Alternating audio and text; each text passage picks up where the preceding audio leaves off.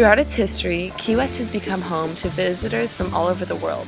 Here, the Casuarina equisetifolia L, or the Australian pine, is no exception. These pines have become a part of Key West history, and even more, the Key West community.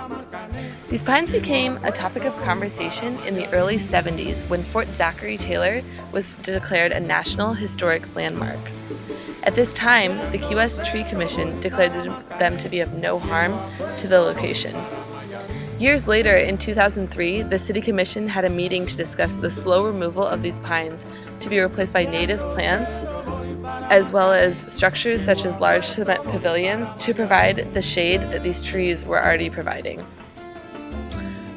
The efforts of this City Commission to enact this plan quickly began to fade with the founding of the nonprofit organization Save Our Pines, in which members of the community gathered to speak out against the removal of the pines. They outlined four very important reasons as to why these pines should remain. Those are water, money, soil, and shade. Australian pines do not require fresh water to survive. They're very resilient trees that can withstand large amounts of salt and even drought.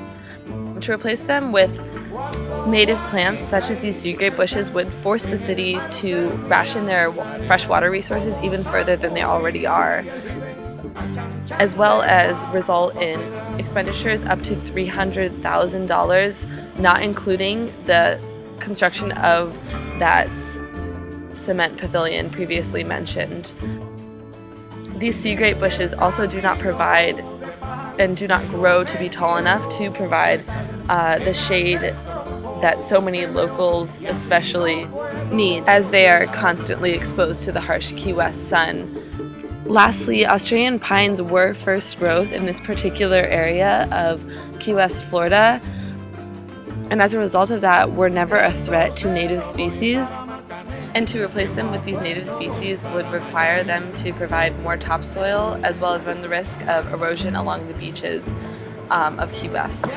As a matter of fact, these statistics were provided by the University of Florida and have shown that the Australian pine, due to its deep growth within the coral rock, is perfect for preventing erosion along the beaches as well as withstanding harsh weather.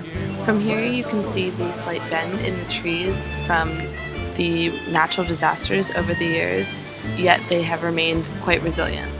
As a citizen of Key West, I have seen and felt the connection between these trees and the people of Key West, and to have destroyed it would have been a huge waste of perfect natural beauty.